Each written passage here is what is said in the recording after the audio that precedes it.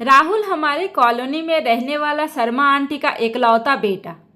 Colony की लड़कियां तो बस फिदा थी उस पर, और हो भी क्यों ना। दिखने में था ही कुछ ऐसा, और ऊपर से फॉरेन रिटर्न डॉक्टरी की पढ़ाई पूरी करके आया हुआ था। पैसों की भी कोई कमी नहीं थी। उनके घर पर शादी के लिए तो बस लड़कियों की लाइन सी लगी थी। उसके लिए एक मैं ही थी जिसे उससे शादी करने में कोई इच्छा नहीं थी।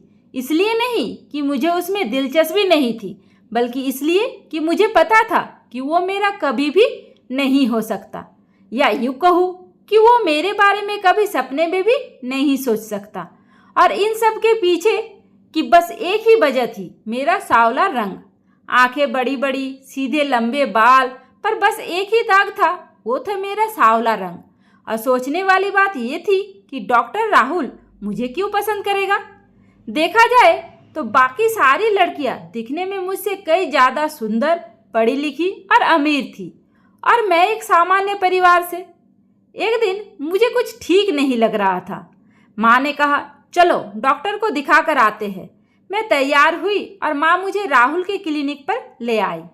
मैंने कहा, माँ तुम मुझे यहाँ क्यों लेकर आई हो? इनकी फीस बहुत ज़्यादा है। माँ ने कहा, चुप रहो तुम, इसी बहाने वो तुम्हें भी देख लेगा, क्या पता तुम उसे पसंद आ ही जाओ। ये सुनकर मुझे समझ में नहीं आ रहा था कि मुझे इस बात पर खुश होना चाहिए या फिर बुरा लगना चाहिए। कितनी नामुमकिन सी बात थी ये। हम दोनों फिर अंदर आए। माँ ने अपनी पहचान बताए कि वो राहुल के पापा के दोस्त की पत्नी है। राहुल ने भी कहा, हाँ पहचाना मैंने आपको। माँ ने कहा, ये मेरी बेटी पूजा है, इसकी तबीयत ठीक नहीं है। आज राहुल ने मेरी तरफ देखा और मेरी बीपी चेक करने लगा। मुझे बड़ी हैरानी हुई कि वो मेरा बीपी फिर से क्यों चेक कर रहा है, जबकि नर्स ने पहले ही बीपी और वजन चेक करके एक कागज पर लिखकर दे दिया था। अचानक हम दोनों की नज़र एक हुई और मैं जैसे उसके आंखों में खो गई। उसने कहा, चिंता करने वाली कोई बात नहीं है, बस बीपी लो है, मैं दवाई दे देता हूँ, ठीक हो जाओगी। हम घर आ गए। रात भर मैं सो नहीं पाई। कुछ तो बात थी उसकी आंखों में जो मैं समझ नहीं पा रही थी, और 4-5 दिन बाद जो हुआ उस पर तो मुझे विश्वास ही नहीं हो रहा था। राहुल ने पापा से मेरे रिश्ते की बात की। मैं हैरान भी थी और खुश भी। मुझे समझ नहीं आ रहा था कि उसने मुझे कैसे पसंद किया। मेरी माँ ने मुझे कहा, वो विदेश से पढ़कर आया है, उसकी सोच सुंदरता को लेकर अलग होगी, और तुम्हारा सिर्फ रंग सांवला है, वरना तुम बाकी लड़कियों से भी ज़्यादा सुंदर हो। हमारी शादी तय हो गई और ये बात पूरी कॉलोनी में आग की तरह फैल गई। सभी बस यही बात किए जा रहे थे कि आखिर राहुल ने इतनी सारी लड़कियों को छोड़कर मुझे ही क्यों पसंद किया। पर हमारे घर में तो बस खुशियाँ ही खुशियाँ थी। राहुल मुझे रोज़ फ़ोन करता, मैसेज करता, कहता कि कैसे वो मेरी पहली नज़र में ही क्लीन बोल्ड हो गया था। मेरी आंखें उसे बहुत पसंद आई। उसके ऐसे बोलने से मुझे भी माँ की बात सच लगने लगी कि वो विदेश से पढ़कर आया है, उसके विचार करने का तरीका अलग है। मैं मन ही मन खुश थी कि राहुल को कुछ तो मुझ में पसंद आया, जिसकी वजह से उसने सीधा मेरा हाथ ही मांग लिया। शादी का सारा खर्चा राहुल के घर वाले ही करने वाले थे। हमें कुछ भी करने नहीं दिया, यहाँ तक कि हमारे रिश्तेदारों के कपड़े भी उन्होंने ही गिफ्ट किए थे।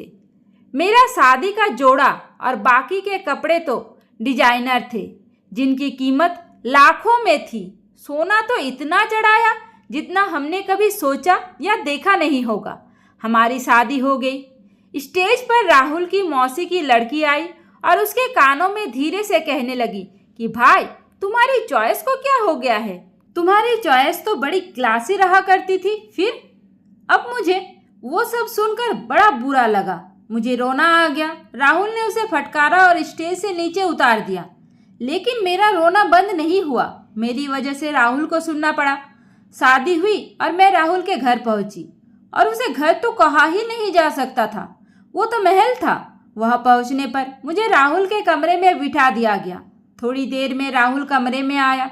पर मैं मौसेरी बहन के शब्द को भूल ही नहीं पा रही थी।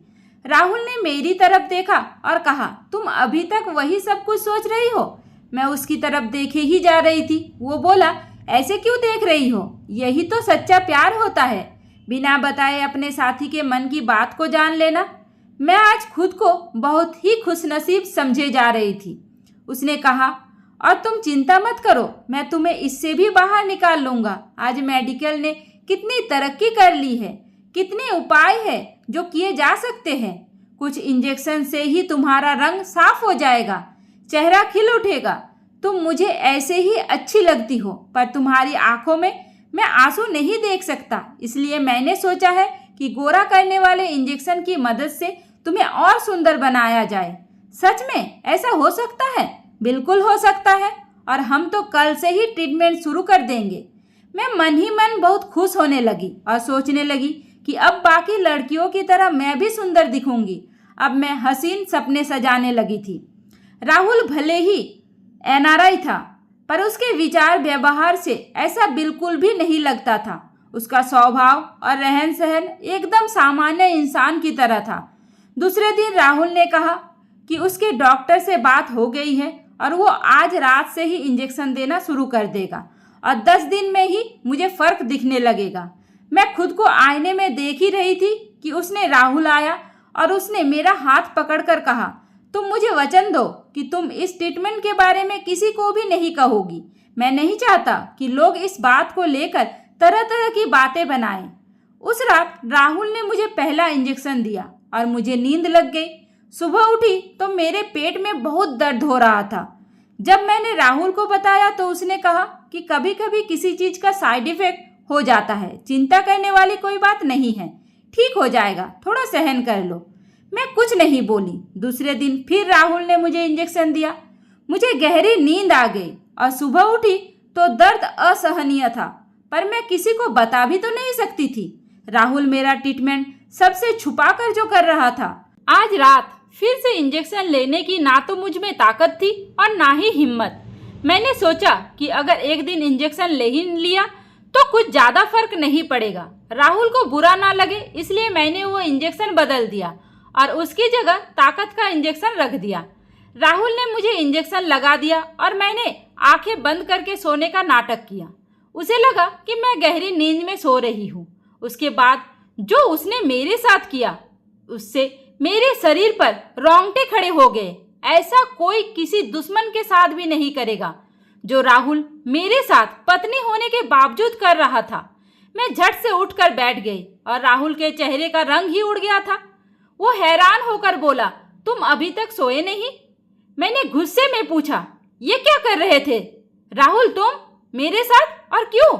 पहले तो उसने मुझसे झूठ बोलने की कोशिश की और जब मैंने उससे कहा कि अगर मुझे सच नहीं बताया तो मैं सब कुछ सच बता दूंगी, फिर जो उसने बताया उसे सुनकर मेरे पैरों तले जमीन खिसक गई। अब मुझे समझ में आ रहा था कि क्यों उसे इतनी सुंदर और पढ़ी लिखी लड़कियों को छोड़कर मुझसे शादी की, क्योंकि मुझ जैसी सामान्य लड़की को वो सहज ही काबू में कर सकता था। लेकिन मैंने सोच लिया था कि अब चुप नहीं बैठना। मैंने चिल्ला चिल्ला कर घर सिर पर उठा लिया और फ़ोन करके मम्मी पापा को भी बुला लिया था। शादी के तीसरे दिन ही मैं अपने मायके आ गई। आस पड़ोस के लोग तरह तरह की बातें बनाने लगे, जैसे कि सब कुछ मेरी वजह से ही हुआ हो। मेरे चरित्र पर उंगली उठाने लगे, पर मैं डरी नहीं और चुप भी नहीं बैठी। मेरी एक सहेली का पति वकील था। उसकी मदद लेकर मैंने राहुल के विरुद्ध एक केस फाइल किया। मेरी माँ ने मुझे रोकने की बहुत कोशिश की, पर मैंने सोच रखा था कि राहुल जैसे इंसान को उसके कर्मों की सजा तो मिलनी ही चाहिए। उसका असली चेहरा सभी के सामने आना ही चाहिए। केस की तारीख आई, सारी मीडिया जमा थी।